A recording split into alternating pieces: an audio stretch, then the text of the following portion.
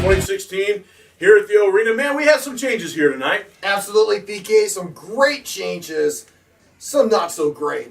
But I'll tell you something right now, PK. I am so stoked about some of the results that we had tonight. It was definitely a good night of wrestling here at the arena. Our first match was one of my favorites, Keith Cage versus the Monster Z. And I'll tell you what I like, Joe. Keith Cage comes out and says, "Oh, I made quick work of Michael Manson." Yeah, so he did. apparently there's no real challenge for me. So anybody that wants to challenge me, feel free to come into the ring. And who volunteers? The Monster Z, Joe. Well, PK, I'll tell you something. I don't think that really the Monster Z, it really wasn't in his position to come out there and challenge Keith Cage. No, Keith Cage was opened up the challenge, Joe. Yeah, and he accepted the challenge. I don't think it should have been him. Who do you think it should have been then? Well, I think could have been anybody else. But the thing is, I don't think the Monster Z was really ready to take on Keith Cage. Well, Joe, I'll tell you something. It was great. But what was interesting was, though, Keith Cage left the ring with his title over his shoulder and his tail in between his legs because he went ahead and just left him and got counted out. Well, that's because the match was getting out of control. The ref couldn't, was lead justice. He couldn't control that match, and Monster Z was losing control of himself, and we had to think about the safety of our champion, PK. We had to think about his longevity. Come on now. So you're worried that he was going to take a real beat down by the hands of the Monster Z? Well, I was afraid he was going to permanently disable him in a fit of rage, yes. Well, Joe, speaking of fits of rage and the Monster Z, we have the Monster Z here right now. Oh. Monster Z, how are you? Welcome to the recap. Z, welcome to the recap. So you don't think I should accept it? The match? Well, you see, I just, you're kind of in a different, you're the ultimate champion. Why would you want to go for the Generations champion? Well, you heard it yourself from PK, right? Yeah, PK, I'm sorry. It's okay. He didn't have a challenge. He put on the big boy pants and won a challenge. I gave him one to face a former Ultimate Champion. But, as you saw, he tucked his tail between his legs and went to go put the diaper back on because he just ran out like a little baby, whining and crying about it. But Keith, if you ever want to have another match, let me know. Well, Z, let me ask you this. What is your deal with the Herald? The Herald seems to be pretty involved with engaging you lately here at the arena. Yeah, that's right. Are you with them? Are you back in the King's Court? Well, I have a video I posted answering this question, and I'll recap for you. No. I have no idea what. Really don't. Don't care. And I think after what he saw out there, he's learned to leave me alone.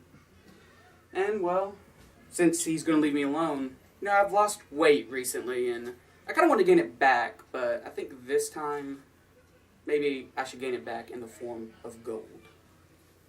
Well, Joe, great words by the most... Wait, hold on, one thing. Sorry. I heard you used to wrestle. Oh! So you know what? I'm going to talk to either Commissioner Melinelli or Bobby Popham. I'll see if I can get a match for you. Just think about it. Joe versus the Monster Z Williams. Oh, we would love to see that. Just imagine that match. Hey, Joe, just think you could become Ultimate Champion material if that were to happen. What if you beat the Monster Z, Joe? He's a dreamer. I respect him for that. Oh, but no disqualification, too. Let's just put that out there. Oh, hey, you get the Bad Boys Club to help you then. No, PK. Come on, PK. My wrestling days are over. I'm off to bigger and better things. I got businesses to run. I don't have time for the ring. You got delusions of grandeur. Exactly. Well, then the next match was Kit Bryson versus Gil Quest. Now, this was Gil Quest's second match here in the OSWA. And I'll tell you something, Joe. What a great match. Quest hit Bryson with the kill switch and wound up getting the pin, Joe. Yeah, well, I'll tell you something. Yeah, Gil Quest, he's been all up and down this Eastern Seaboard, wrestling and all that. And yes, he got lucky with a win against the Bad Boys Club tonight. But Gil Quest, I'll tell you something right now. You got just that. You got lucky. And I'll tell you something, if you have the guts to come back here to the OSWA... Joe will take you on. PK, will you stop? Oh, sorry. You ruined my monologue. Sorry. Goodness gracious. Trying to have a dialogue here. Not a monologue. A dialogue. Oh, I know, PK, but I was talking. Let's talk about the next match. Okay, then we had Will Caution versus Jimmy Lee versus Jackson Carter in a triple threat match. That's right. Another member of the Bad Boys Club getting cheated out of a victory, PK? Because he was hit by a spear by Will Caution, and then Will Caution got the pin, proving why he is a valid #1 contender for the Ultimate title against Curtis Coleman, another member of the Bad Boys Club. So not only did he pin a former Ultimate champion, but he also pinned a member of the Bad Boys Club. Or what I like to call them, the Sisterhood of the Traveling Pants. Oh, PK, that doesn't make any sense. Besides, I'll tell you something. I'll tell you right now what happened. The ref is what happened. Referee, it was Frog. That is the most biased ref I've ever experienced in my life. Do you see how fast that 3 count was? Jackson would have easily kicked out of that. Yeah, he would have easily kicked out, Joe, if the count would have been 1. No, but 2. 2.5 3/4 and .999. Hey, he managed to kick out. Yeah, if the count was like that, Joe, he would have got it. Will Caution knocked him out with that spear. What are you, in 4th grade? I mean, come on now. I mean, that was a fast count, buddy. Well, Joe, sometimes with you, when I explain certain concepts, I do have to talk slowly and loudly for you to understand them. Oh, you don't know what you're talking about. The Book Club versus the Book Club versus the Royal for the Tag Team Championship. And Joe, would you like to talk about this? You look so excited. Yes, I would. Go, Joe. You look so excited. Come on now, PK. Now, listen, we experienced a great moment in the history of the OSWA tonight. The Royal were destined to win the tag team titles, and they did. But tonight, the Book Club.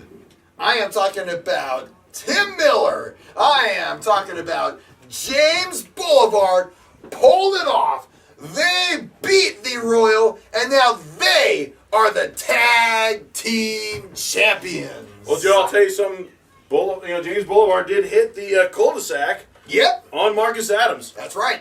And they did get the win, Joe. It was a good match, and it was a pretty straight-up victory overall. That's right. Straight-up victory, so no asterisks or whatever you say. Sure, that was a big word for you. Good job. Oh, well, you shut up, Well, then we had PK. CTMD versus Adrian Phillips and Lane Cross. Oh. What an interesting combination of a tag team that is. Boy, talk about the odd couple. Anyways, I mean, Joe, what was amazing, though, Lane Cross hits a Canadian Destroyer on Logan Adams. A guy twice his size flips him in the air for the Canadian Destroyer and gets the pin with Adrian Phillips and Lane Cross coming out victorious tonight. That's right. I'll tell you something.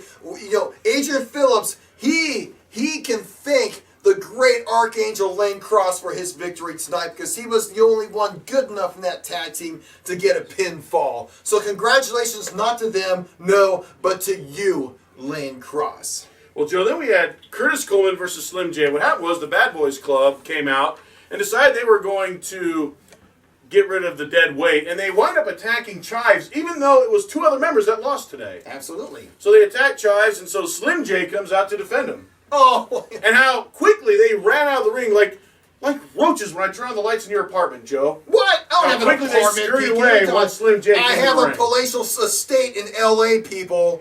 Well, Joe, it was an Ultimate Championship match, and I'll tell you, it was a very physical match. Yes, Slim it was. J, and I will admit, Curtis Coleman did not disappoint. Aha! But ultimately, what happened was Slim J went to go off the ropes, and Jake Hughes hit him in the back with the Ultimate Championship belt, slowing down Slim J, weakening him, and then Curtis Coleman was able to hit the Stay Fresh and got the victory thanks to the Bad Boys Are Club. you serious? Or the Yaya Sisterhood. I saw it. PK, it's the Bad Boys Club. I don't know what you're talking about, the sisterhood or whatever. But let me tell you something right now. You know what? I am sorry that Jake Hughes accidentally You are sorry. tripped. Yes.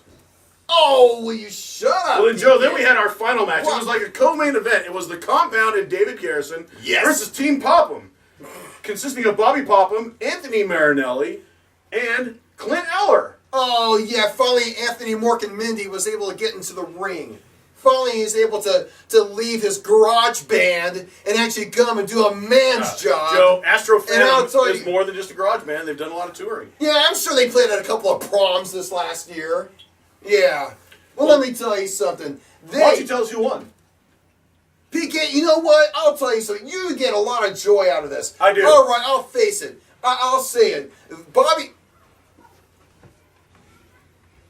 Well, You want to know who won? Y'all just going out of the camera right here, and you let the real men talk. Now everybody wants to sit there and they want to talk about the OSWA. They want to talk about Bobby Popham, and they want to talk about the Dog and Pony Show. And the first one that always ran his mouth is David Garrison. Okay, David, I'm tired. You've been on years on Facebook running your mouth how I run 40 gimmicks, running your mouth about how I like to have fun. And heaven forbid people have fun around here. Well, you want to talk about something, you better be careful what you wish for. The fact is, the people around here that take this stuff serious, the people like the Bad Boys Club, the people like the Compound, the people like the Book Club, you've created something that you didn't want. You thought, I have sat back and I've had fun. I've goofed off. I've played around. I haven't showed you nothing yet. So the fact is, you've created something. You've created a monster.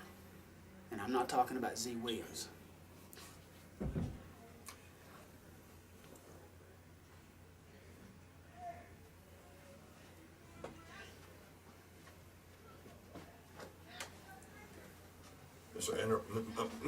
Mr. Eller, Mr. Pavarotti. Oh, God, I'm getting a heart murmur here. Good gosh. And I haven't forgot about the card game yet. I know 2 weeks ago I talked about that I was going to show you the card game. Well, how about this? All things come to he who waits. I'll show you the card game when I'm ready. Until then, you can let all the imitators out there show you their little card game on Facebook. And I'll tell you another thing. Oh, dang these lights, man. Oh. Sorry. I'm sorry, guys. Oh. Well, folks, obviously, Team Popham won when Bobby Popham put David Garrison in a Katina clutch for the win. And Joe, I'll tell you something, it was a great match. And folks, we'll be back here in 2 weeks. And man, it's going to be great to see how this whole Ultimate Championship unfolds. I cannot wait for Will Caution and Curtis Coleman to mix it up. So folks, we'll see you back here in 2 weeks. Hey, did I just missed Bobby. Oh, are we live? We're still live.